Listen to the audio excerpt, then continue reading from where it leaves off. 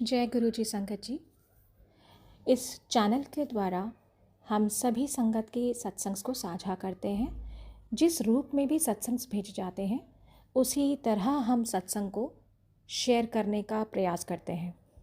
अगर कोई भी संगत अपना सत्संग हमारे साथ और बाकी संगत के साथ शेयर करना चाहते हैं तो डिस्क्रिप्शन में व्हाट्सएप नंबर पे आप अपना सत्संग रिकॉर्ड करके या लिखित रूप से भी भेज सकते हैं।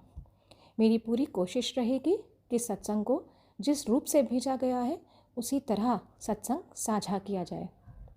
और एक बात मैं सत्संग के थ्रू आप सब से कहना चाहूँगी संगत जी, हम कितनी बार संगत सत्संग को बिना सुने अधूरा बीच में छोड़ देते हैं किसी कारणवश।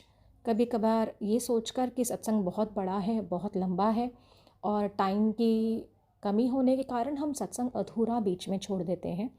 तो कृपया करके कोशिश कीजिए कि सत्संग पूरा सुने, अंत तक सुने, क्योंकि गुरु महाराज की ब्लेसिंग्स होती हैं। हम नहीं जानते उस सत्संग के माध्यम से गुरु जी कौन सा कष्ट हमारा काटना चाहते हैं या कौन सी ब्लेसिंग्स हमें देना चाहते हैं, क्योंकि सत्संग सुनने वाले का भी भला और सुनाने वाले का भी भला।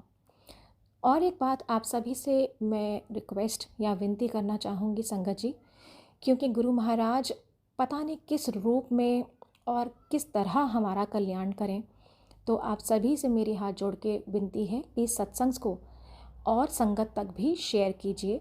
पता नहीं किस संगत का सत्संग के माध्यम से कौन सा कल्याण गुरु महाराज करें, तो जितना ज़्यादा हम सत्संग को शेयर कर सकें कृपया वो कीजिएगा, क्योंकि हमें नहीं पता गुरु जी किसका कल्याण और कैसे कर सकें। शुक्राना गुरु जी। जय गुरु जी संगत जी। आज ये बहुत ही प्यारा और अद्भुत सत्संग हमें मान्या आंटी ने भेजा है। सत्संग जिस रूप में भेजा गया है मैं उसी तरह आप सबके साथ साझा कर रही हूँ। आंटी जी लिखते हैं, जय गुरु जी, शुक्राना गुरु जी। गुरु जी के आशीर्वाद से मैं आज आप सबके साथ ये सत्संग साझा कर रही हूँ। कोई भूल चूक हो गई हो तो मुझे माफ़ कीजिएगा। लास्ट वीक मैं अपने परिवार के साथ छुट्टियाँ मनाने मनाली गई और लास्ट सैटरडे को हमारे होटल के रूम के नीचे वाले कमरे से एक रूम छोड़कर रूम में आग लग गई। फायर अलार्म बहुत तेज़ बजने लगा। सबसे पहले मैंने गुरुजी का स्वरूप उठाया और फिर हम सब लोग ऊपर टेरेस पर भाग गए। जो आग थी वो एकदम से कंट्रोल करना मुश्किल था, लेकिन कोशिश करी गई। लेकिन फिर भी मुझे बिल्कुल सांस नहीं आ रहा था, क्योंकि जो धुआं था वो बहुत ज़्यादा था और धुएं की वजह से मेरे को सांस नहीं आ रहा था। तो मैंने अपनी मम्मी को बोला कि मैं बालकनी का दरवाज़ा खोल देती हूँ। 1 घंटे के बाद में मुझे बदबू फिर से आने लगी और जब मैंने बालकनी में गई तो मुझे ऐसा लगा कि शायद ऐसे ही आ रही होगी। बट संगत जी, जैसे ही मैं बालकनी में गई और बाहर आई तो मैंने देखा कि आग जो थी वो वापस नीचे से शुरू हो गई है।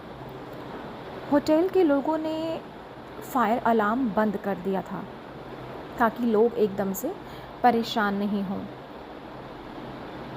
और किसी को पता भी नहीं चले।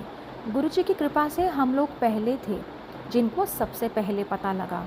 तो मैंने अपने पापा को बोला कि बहुत ज़्यादा आग लग गई है और तेज़ी से बढ़ रही है, कैसे भी करके हमें यहाँ से भागना होगा। और आग का इतना ज़्यादा इम्पैक्ट था कि शीशे टूटने लग गए थे हॉलवे में और इतनी ज़्यादा धुआं बढ़ चुका था कि उसको बताना ही, एक्सप्रेस करना भी बहुत मुश्किल है। गुरुजी की कृपा से हम सबसे पहले बाहर आ गए कमरे से। हम सबको अलर्ट कर दिया गया। धीरे धीरे सब लोग बाहर आ गए। संगत जी, अगर 10 मिनट का भी डिले होता तो सांस आनी बिल्कुल बंद जाती। गुरुजी का बहुत बहुत शुक्राना कि उन्होंने हमें इतनी बड़ी मुसीबत से बचाया। और तो और हमारे साथ साथ गुरुजी ने बाकी लोगों को भी बचा लिया। थैंक यू गुरुजी, हम सब की ज़िंदगी बचाने के लिए। अगर गुरुजी नहीं होते तो शायद ही हम आज नहीं होते। दूसरा सत्संग ये है कि पैंडमिक से पहले का सत्संग है। एक बार की बात है, कोविड से पहले मैं बड़े मंदिर गई थी दर्शन के लिए, और जब लंगर हॉल में गए लंगर प्रसाद करने, तो वहाँ जब हम 4 लोग एक थाली लंगर शेयर कर रहे थे, तो हमारे साथ जो एक आंटी थी, उन्होंने सारी चटनी एक बारी में खा ली। और मैंने मन में सोचा कि गुरुजी, चटनी नहीं खा पाई मैं तो, इतनी टेस्टी थी। संगत जी, अगली बार जब मैं बड़े मंदिर गई तो साग बना हुआ था लंगर में, और मेरी साइड में बहुत संगत थी, और हम सब जानते हैं कि लंगर 4 लोग एक ही थाली में शेयर करते हैं। बट उस दिन सेवादार जी आए और सेवादार अंकल ने मुझे बोला कि आप पूरी अकेले की ही थाली पकड़ा दी, और मुझे बोला कि ये थाली आपके लिए है। सिंगल थाली मुझे दी, और उसमें इतनी सारी सब्जी थी और चटनी थी कि मुझे तो हंसी ही आ गई। और मैंने तो हंसते हंसते गुरुजी से बोला कि गुरुजी, मैंने तो प्यार से ही चटनी के टेस्टी होने की बात कही थी, और गुरुजी ने तो इस बार पूरी थाली ही दे दी कि ले बेटा, अब तो पूरा खाना ही पड़ेगा। ये किस्सा जब भी याद आता है तो इतना ब्लेस्ड फील होता है कि कैसे गुरुजी हमारी छोटी सी छोटी बातों को सुनते हैं और वक्त आने पर हमें बेस्ट से बेस्ट ब्लेस करते हैं। अनंतम शुक्राना गुरुजी, सब चीज़ों के लिए। सर्वदा भला होवे। शुक्राना गुरुजी, अनंतम शुक्राना। जय गुरुजी। जय गुरुजी। संगत जी, आज जो मैं ये सत्संग सुना रही हूँ, ये मेरी बेटी का है। 2018 की दिवाली की बात है। मेरी बेटी ने लहंगा पहना हुआ था, क्योंकि दिवाली पे बच्चों को अक्सर होता ही है कुछ ट्रेडिशनल पहनने का। तो उसने लहंगा पहना हुआ था, और मैंने उसको बोला था कि पूजन के बाद चेंज कर लेना। तो हम सब ने पूजा करी, और मैं और मेरी मदर इन लॉ हम लोग दिए जलाने चले गए। उससे पहले हमने पूजा करने के बाद तुरंत बाद हमने गुरुजी का मंत्र जाप किया था, और उसके बाद ही दिए लगाने हम लोग बालकनी में चले गए। पता नहीं संगत जी कैसे मेरी बेटी दिया उठा रही थी या क्या हुआ, कुछ समझ नहीं आया, क्योंकि हम लोग बालकनी में थे। तो आपको पता ही है कि लहंगा जैसे होता है तो वो नेट का था, और नेट का कपड़ा कितना लाइट होता है। वो पता नहीं क्या कर रही थी, दिया कैसे उसकी ड्रेस पे गिरा और उसकी लपट पकड़ गई कपड़ों में।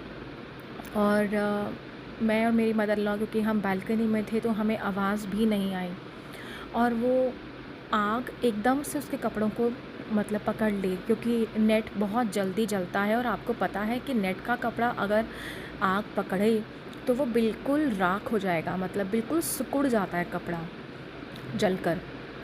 अब जैसे ही वो आग पकड़ा तो एकदम से वो चिल्लाने लगी, मम्मा, पापा, पापा बचाओ, पापा बचाओ। और मेरे हस्बैंड किचन में भी दिए वगैरह वो लोग रख रहे थे, जैसे पानी के पास में रखते हैं, तो वो कर रहे थे। तो वो एकदम से दौड़ते हुए आए, और उन्होंने जब देखा कि इसको बहुत ज़्यादा, मतलब क्योंकि आप ये देखो, जो आग थी वो जलते जलते जो नेट का कपड़ा था वो उसके ऑलमोस्ट नेवल तक, मतलब नाभि तक वो आग पकड़ चुका था। और हम एकदम दौड़ते हुए सब लोग अंदर आए। मेरे हस्बैंड ने फटाफट चप्पल मतलब लेके बुझाई, किस तरह की आग बुझे। और लेकिन अनंतम शुक्राना गुरुजी महाराज का कि अगर वो आग तो ज़रूर कपड़े को पकड़ा, लेकिन मेरी बेटी के शरीर पर एक भी छाला नहीं था।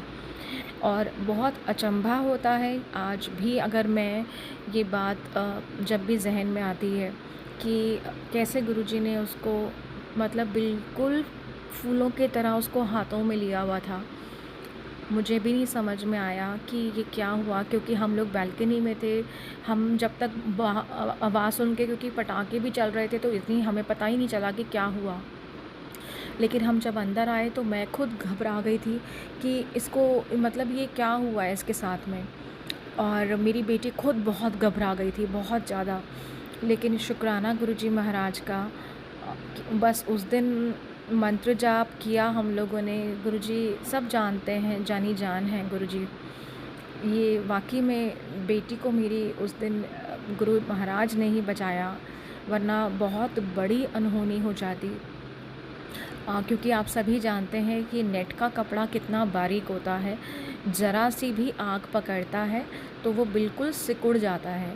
और आप ये देखिए, वो कपड़ा जब सिकुड़ता है तो बिल्कुल मतलब राख की तरह बन जाएगा। और वो जब आग पकड़ा तो मतलब सोचिए, पैरों से नाभि तक वो आग पकड़ चुका था कपड़ा। और मुझे आज भी हैरानी होती है ये सोचकर भी, जब मैं सोचती हूँ वो सत्संग, कि वाकई में वो एक लाइफ टाइम एक सत्संग बन गया है मेरी बेटी का भी, कि वो लपट एकदम इतनी ऊपर तक आई कि लेकिन कुछ भी हो सकता था। और एक भी छाला उसके शरीर पर कहीं कुछ भी नहीं हुआ संगत जी। मतलब अविश्वसनीय बात है ये। मतलब सच में गुरुजी ने बहुत बहुत बहुत बचाया उस दिन।